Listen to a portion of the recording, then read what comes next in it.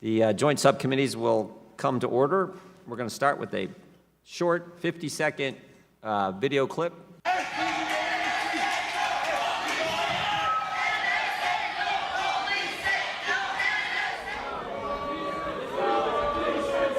Decency, decency, decency, decency.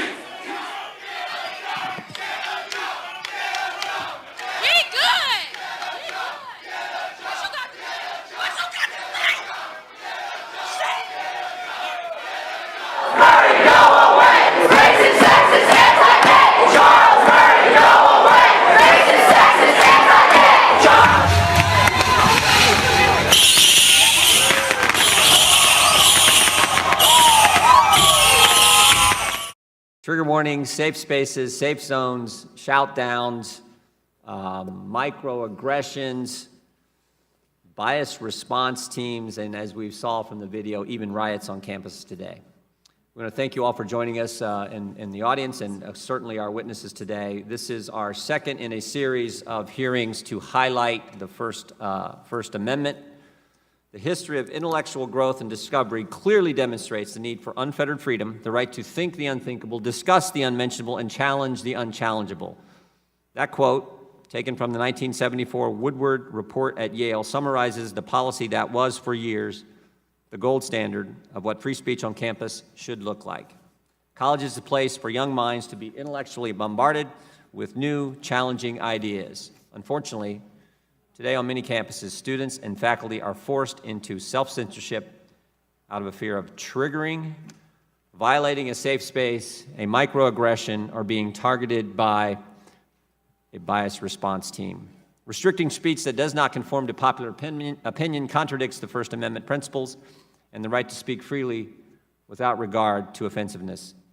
Shout-downs, disinvitations, and even violent writing, as we saw in the video, are some of the tactics used to silence opposing views. This committee is committed to help colleges reinstate the freedom of speech as an important protection. After all, it's no coincidence that the Constitution's framers prioritized the freedom of speech in the First Amendment. I want to show one other quick video clip before we get to our panel, and this is about 20 seconds. If we can show that real quick.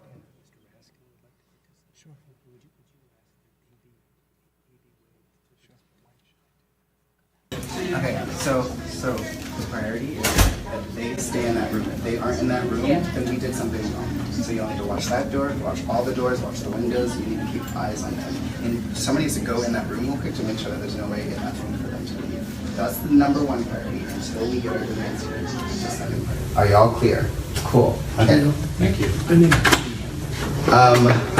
Hold. This is where it all ends. You start with the safe spaces, safe zone, trigger warnings, microaggressions, bias response teams, and even riots, as we saw in the first video.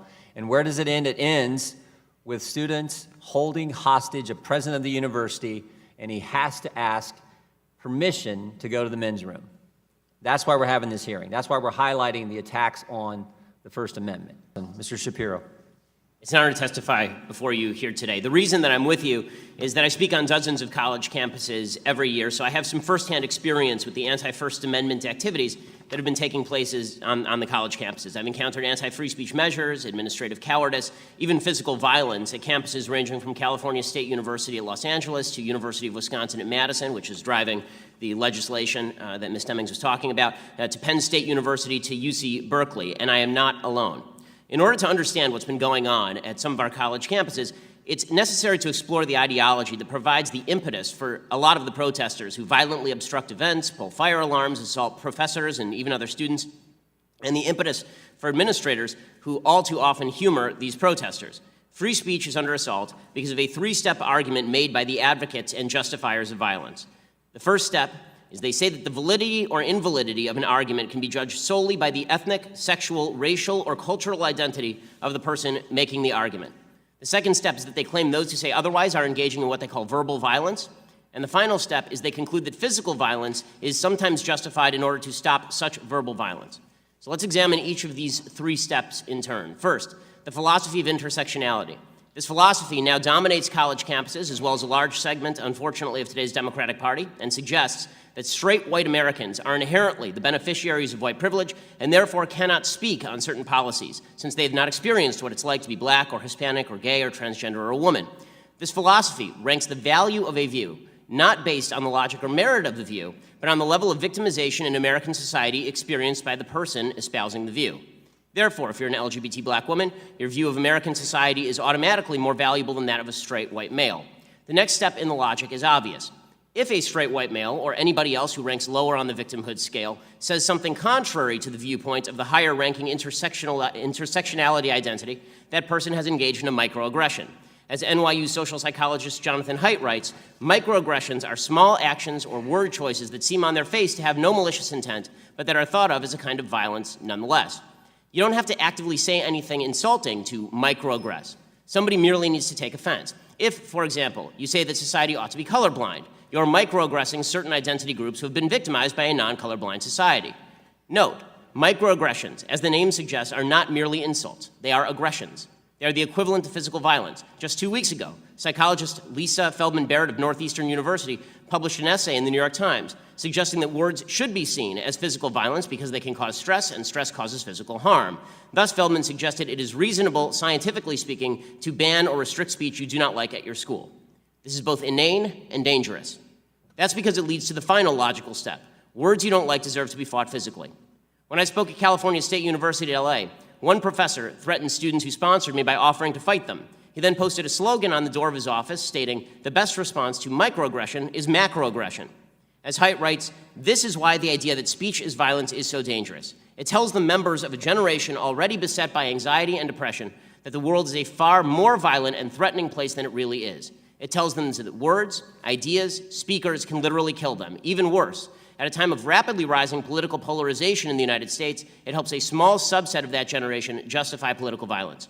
Indeed, protesters all too often engage in physically violent disruption when they believe their identity group is under verbal attack by someone, usually conservative, but not always.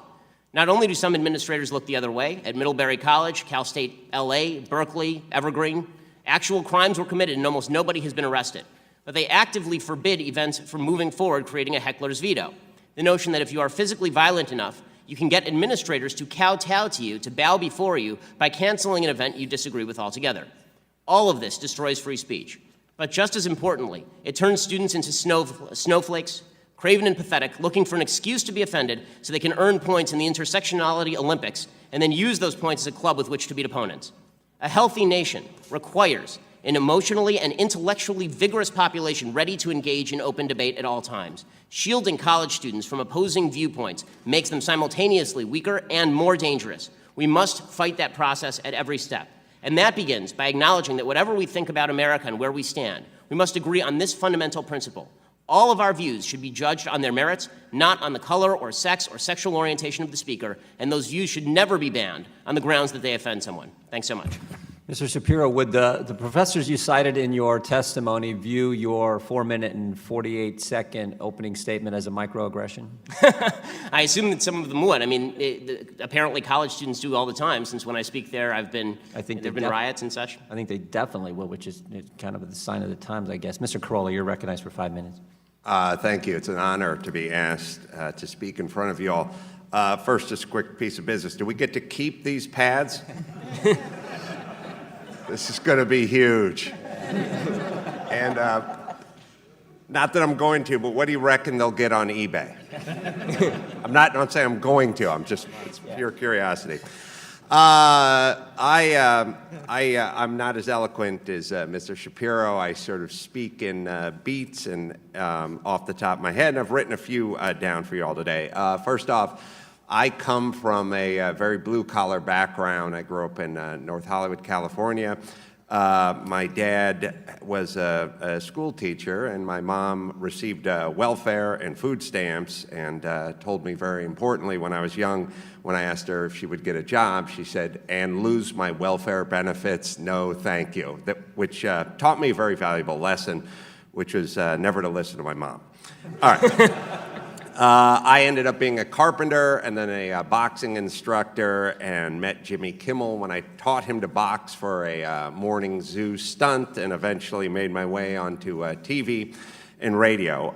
In the early days of my career, I toured the country with Dr. Drew when we were on Loveline together, a syndicated radio program also on MTV, and we must have played 100 college campuses with nary a word of negativity, and no safe spaces and no stuffed animals being handed out. Simply went there, said our piece. Many controversial ideas were exchanged, and that's just what they were, exchanged, and then we got our paychecks and went home. And 15 years later, I went out with Dennis Prager, conservative talk show host, and attempted to do a show at Cal State Northridge, where my mother was an actual graduate from, with a Chicano Studies degree, believe it or not. So she's rolling in dough about now.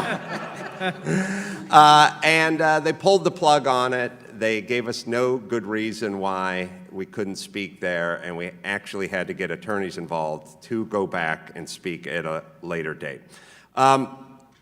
We're talking a lot about the kids, and I think they're just that, kids. We are the adults, and I don't think we are doing the children. I mean, these are 18 and 19-year-old kids that are at these college campuses. They grew up dipped in Purell, playing soccer games where they never kept score, and watching Wah Wah Wubsy. And we're asking them to be mature. We need the adults to start being the adults.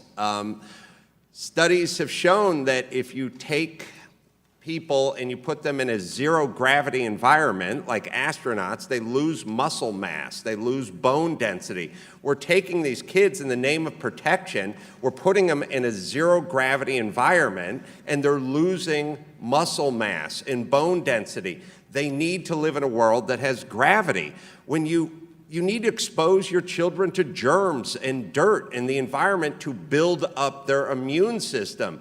Our plan is put them in a bubble, keep them away from everything, and somehow they'll come out stronger when they emerge from the bubble. Well, that's not happening.